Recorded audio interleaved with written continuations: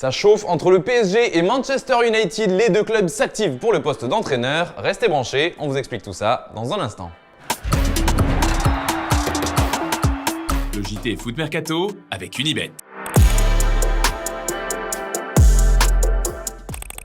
Bonjour à toutes et à tous et bienvenue dans ce nouveau JT Foot Mercato. Décidément, c'est le gros dossier du moment. Qui sera le prochain entraîneur de Manchester United et surtout, comment va faire le club anglais pour faire venir son favori pour le poste, à savoir Mauricio Pochettino. Et bien d'abord, le principal intéressé n'a pas vraiment voulu répondre à ces rumeurs. Il préfère plutôt se concentrer sur Paris. I am not a kid. I am not a child. I spent all my whole life playing football, and now plus than 12 years being coach. We are in a business that the rumors are there. I completely understand what is going on. Sometimes in a positive way, sometimes in a negative way, and this type of thing cannot distract. Rumors are there. We need to live with that. No, I think, Paul, we cannot talk about that because I think it's my respect to my club, to Paris Saint-Germain, my respect to another club. What another club are doing in that moment is not my business, it's not my problem. I need to be focused in Paris Saint-Germain. Le truc, c'est qu'on apprend aujourd'hui dans le Manchester Evening News que les Red Devils auraient entamé les discussions avec le PSG,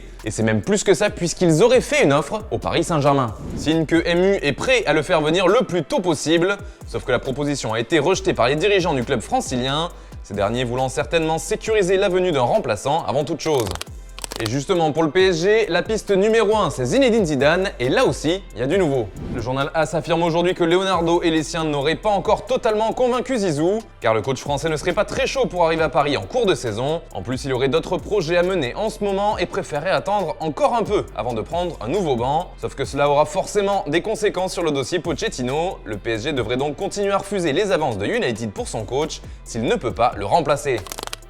C'est peut-être pour ça que les tabloïds évoquent de plus en plus des pistes d'entraîneurs intérimaires jusqu'à la fin de saison. D'ailleurs, il y en a un que vous connaissez bien, mais à mon avis, vous ne vous attendiez pas du tout à lui. Il s'agit de Rudy Garcia, l'ancien coach de l'OL et de l'OM. Oui, vous ne rêvez pas. Il aurait été contacté par les pensionnaires d'Old Trafford et même s'il ne s'agit pour l'instant que de simples discussions, le voir signer à United serait une énorme surprise. L'autre piste qui est évoquée outre-Manche pour ce long intérim, c'est Ernesto Valverde. L'ancien coach du Barça est libre de tout contrat lui aussi depuis l'hiver 2020 et les dirigeants du club anglais l'auraient déjà rencontré pour de premières discussions.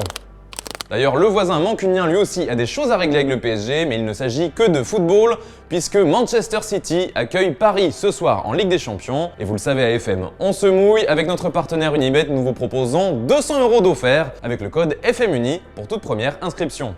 Justement, voilà nos paris. Moi, je pars plutôt sur un match nul de partout. Antoine imagine bien un 3-2 pour le PSG et ce sera 2-1 pour Paris, selon Stéphane. Si vous voulez un petit pari fun avec une belle cote, eh bien, les deux équipes qui marquent en première ou en deuxième mi-temps, ça sera une cote à 10,80. Bon, hier, on n'a pas été incroyable, personne d'entre nous n'a trouvé le score exact et même chez vous, dans les commentaires, c'était difficile. Mais il y a quand même un gagnant, son nom s'affiche juste ici, bravo à toi. Et si toi aussi tu veux remporter le maillot de ton choix, eh bien rien de plus simple, donne-nous ton prono pour City PSG et on sélectionnera un gagnant parmi ceux qui auront trouvé le score exact. Et puis dans le reste de l'actu, Karim Benzema écope d'1 an de prison avec sursis ainsi que 75 000 € d'amende. Le procès de la sextape de Valbuena est enfin terminé et la sanction est tombée ce matin.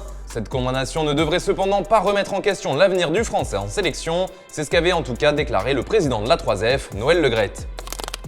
Allez, on termine avec l'image du jour qui nous vient de Saint-Etienne puisque les Verts vont changer de logo. Le club a annoncé les 3 finalistes sur son site internet et maintenant c'est aux fans de voter pour leur logo préféré. Attention, fin des suffrages dimanche prochain à minuit. Voilà, c'est tout pour aujourd'hui. Merci de nous avoir suivis. On se retrouve dès demain pour un nouveau JT. Quant à moi, je vous souhaite une excellente soirée. C'était le JT Foot Mercato avec Unibet.